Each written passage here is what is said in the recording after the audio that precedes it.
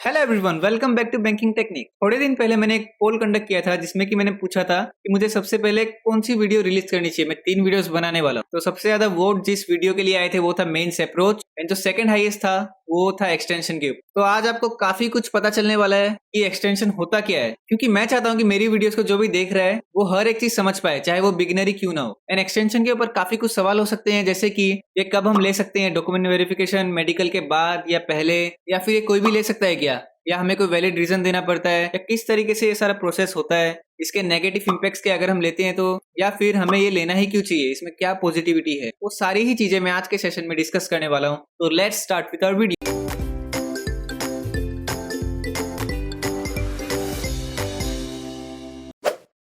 तो सबसे पहले मैं बताना चाहता हूँ कि एक्सटेंशन होता क्या है। मैं अपना एग्जांपल लेकर ही इसको बताऊंगा। मेरी ज्वाइनिंग थी 25 ऑफ जनवरी को 2021, एंड सपोज मैं उस दिन ज्वाइन नहीं कर रहा हूँ, लाइक मैं एक्सटेंशन ले रहा हूँ 1 महीना या 2 महीना, मैं फरवरी, मार्च या अप्रैल में ज्वाइन कर रहा हूँ, देन वो जो ड्यूरेशन मैंने एक्सटेंड किया उसे ही कहते हैं एक्सटेंशन ऑफ ज्वाइनिंग, कि मैं अपने ज्वाइनिंग को एक्सटेंड कर रहा हूँ। जिस दिन मेरी डेट थी उस दिन मैं ज्वाइन नहीं करना चाहता। It may be because of some reason, या कोई इमरजेंसी हो सकती है, काफी कुछ हो सकता है। तो मीनिंग तो मैंने आपको समझा दिया, अभी इसके आगे डिस्कस करते हैं। मैं आपको जो भी बताने वाला हूँ मैं अपना केस लेकर ही बताने वाला हूँ, क्योंकि मैं खुद एक लाइफ एग्जांपल हूँ एक्सटेंशन लेने का, क्योंकि मैंने भी लिया था। मेरे पास एक मेल आया था जिसमें लिखा हुआ था कि document verification, medical reports and LPT same day होगा मेरा। देन मैंने साथ ही साथ एसबीआई में फोन किया ये पूछने के लिए क्या मैं अपना medical testing and document verification को एक्सटेंड करा सकता हूँ क्या। एलपीटी में भले ही दे दूंगा, बट क्या वो एक्सटेंड हो सकता है। इसका रीजन ये था कि मुझे पता चल गया था कि मेरी आरबीआई में सिलेक्शन हो चुकी है, एंड वहां तो मुझे मेडिकल टेस्टिंग करानी ही पड़ेगी, क्योंकि जब भी आप कोई बैंक में सिलेक्ट होते हो तो मेडिकल टेस्टिंग कराना एक फॉर्मेलिटी है,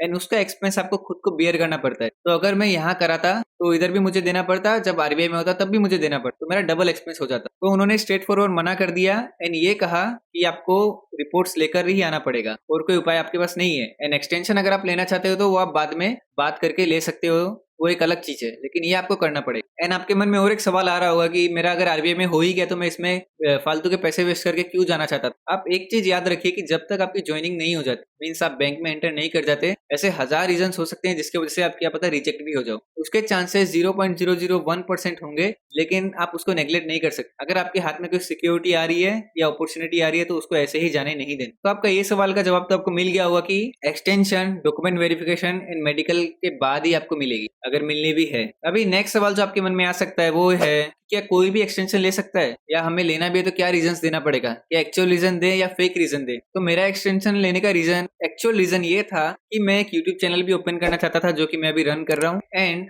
मैं एसबीआई पीओ का मेंस इंटरव्यू ये सब देना चाहता था। लाइक जनवरी के फर्स्ट तक तो मुझे मेंस से सब में अपेयर होने का कोई मन नहीं था, क्योंकि मुझे पता चल गया आरबीआई हो गया। बट बाद में अचानक से मेरे मन में एक ख्याल आया कि मैं एक बार इंटरव्यू का एक्सपीरियंस लेना चाहता, क्योंकि मैंने तब तक लिया नहीं था, एंड वही एक्सपीरियंस मैं अपने यूट्यूब चैनल में भी शेयर करना चाहता था। एंड मुझे कहीं से ये भी पता चला था कि अगर हम बैंक में एंटर हो जाते हैं देन एक 6 मंथ्स का प्रोविजन पीरियड होता है। आपको घबराने की जरूरत नहीं है। ये प्रोविजन पीरियड क्या था वो मैं आपके लिए एक्सप्लेन कर देता हूँ कि 6 मंथ्स के लिए आपको एक टेम्परेरी स्टाफ माना जाता है बैंक का। 6 मंथ्स बाद ही आप परमानेंट माने जाते हो। एंड ऐसा भी कहा जाता है कि अगर वो 6 मंथ्स में आपने अगर सर्विस अच्छे से रेंडर नहीं की देन आपको बैंक से निकाला भी जा सकता। बट ऐसा मैंने आज तक एक भी केस नहीं देखा है, ऐसा कभी सुना भी नहीं है कि किसी के साथ हुआ है। तो आपको घबराने की जरूरत नहीं है। बट वो पीरियड में सब लोग काफी ज्यादा स्ट्रिक्ट रहते हैं। अगर आपको छुट्टी की मांग भी करोगे तो आपको इतनी आसानी से देने वाले नहीं है। And it also depends on the branch manager. जो एरिया में आप जाकर वो ब्रांच में ज्वाइन कर रहे हो उसका ब्रांच मैनेजर कैसा है, उस पर काफी चीज डिपेंड करती है। लाइक मेरे कुछ दोस्त ने भी एक्सटेंशन लिया था, एंड जब आरबीआई का डॉक्यूमेंट वेरिफिकेशन एंड ऑल था तो उसको काफी आसानी से वो सब अटेंड करने दे दिया गया था। बट वहां ही मेरे कुछ दोस्त थे जिनको काफी प्रॉब्लम फेस करनी पड़ी। तो मैंने अपना एक्चुअल रीजन तो बता दिया कि ये सारा था,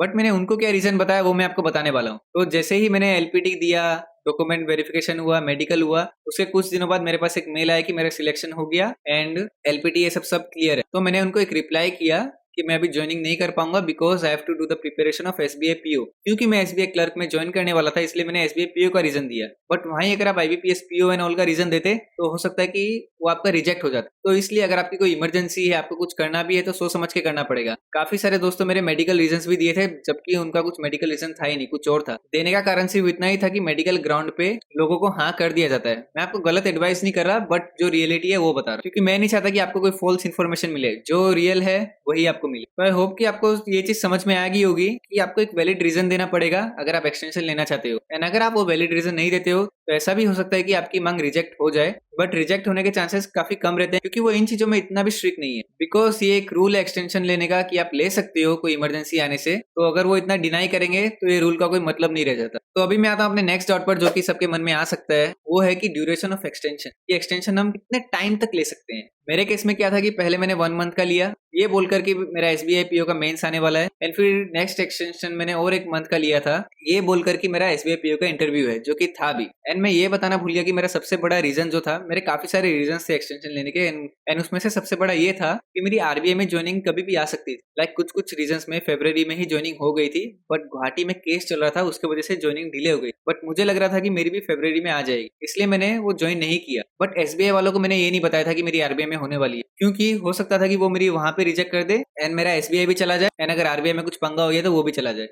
तो ये तो मैं करना नहीं चाहता। तो फिर से आते हैं अपने टॉपिक पर, जो कि है ड्यूरेशन ऑफ एक्सटेंशन। मैंने पता किया था तो ये पता चला कि आप 3 मंथ्स तक तो मिनिमम ले सकते हो, एंड उससे ऊपर का मैं श्योर नहीं हूँ, बट 3 मंथ्स तक आप ले सकते हो। एंड द लास्ट डाउट जो मुझे लगता है कि सबके मन में होगा कि हमें एक्सटेंशन लेना चाहिए या नहीं, या अगर हम लेते भी है तो इसके नेगेटिव एंड पॉजिटिव इम्पैक्ट्स क्या हो सकते हैं। तो मैं सजेस्ट करूंगा कि अगर आपकी कोई इमरजेंसी है तभी आप एक्सटेंशन लेना। जब मैंने लिया तो मुझे भी इतने कॉन्सिक्वेंसेस का पता नहीं था कि ब्रांच से कुछ दिक्कतें भी आ सकती है, इसलिए मैंने ले ली। लेकिन जब मुझे काफी जगहों से पता चला कि ब्रांच में ऐसी भी दिक्कत है कि मैनेजर आने भी नहीं देते, तब अगर आपकी कोई इमरजेंसी सिचुएशन होगी तो आपको प्रॉब्लम फेस करनी पड़ जाएगी। लेकिन अगर आपके पास कोई इमरजेंसी वाली सिचुएशन नहीं है, तब मैं सजेस्ट करूंगा कि आप एक्सटेंशन ना लें, क्योंकि इसका एक नेगेटिव इंपैक्ट भी है। मैंने पॉजिटिव तो काफी सारे बता दिए कि आपको अपना कुछ करने को भी टाइम मिल जाता है, अपनी इमरजेंसी को भी देख सकते हो, या अगर आपको लग रहा है कि आने वाले टाइम में आपके कुछ पीओ के एग्जाम्स है या आरबीआई का एग्जाम है या कुछ और भी आप हाई लेवल का एग्जाम देना चाहते हो, देन वो एक पॉजिटिव चीज है। आप वो रीजन को स्टेट करके एक्सटेंशन ले सकते हो। एंड अगर आपको लग रहा है कि आप वो आने वाले एग्जाम्स क्रैक कर पाओगे एंड आपको उसके लिए थोड़ी प्रिपरेशन की जरूरत है जो कि आप ज्वाइन करके नहीं कर पाओगे,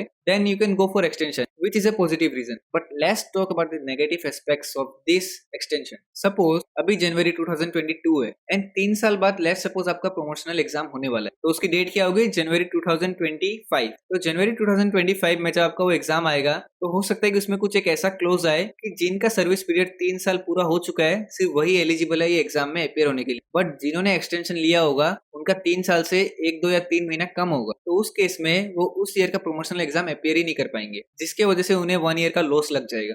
तो सीनियरिटी एक यही चीज है कि जो आपसे 1 महीना या 2 महीना पहले ज्वाइन कर रहे हैं वो आपसे 1 या 2 महीने ज्यादा सीनियर है। तो ये एक सिनेरियो है जिसके बारे में आपको सोचना जरूरी है, क्योंकि ये आपका प्रमोशन में इफेक्ट कर सकता है इस तरीके से। तो मुझे लगता है कि मैंने एक्सटेंशन से रिलेटेड हर एक डाउट को काफी ही अच्छे से एक्सप्लेन किया है। मुझे आज खुद को काफी अच्छा फील हो रहा है एंड ऐसा लग रहा है कि मैंने एक भी पॉइंट को मिस नहीं किया है। एंड अभी ये डिसीजन आपका है कि आप लेना चाहते हो या नहीं लेना चाहते, क्योंकि मैंने सारे नेगेटिव एंड पॉजिटिव सारे इंपैक्ट्स बता दिए हैं एंड ड्यूरेशन एवरीथिंग बता दिया है। तो अगर आपको लगता है कि इस वीडियो से आपको वैल्यू मिली है या बहुत कुछ सीखने मिला है, तो please share and subscribe the channel, क्योंकि ऐसी वीडियोस मैं आने वाले टाइम में लाता रहूंगा। Till then tata and bye bye.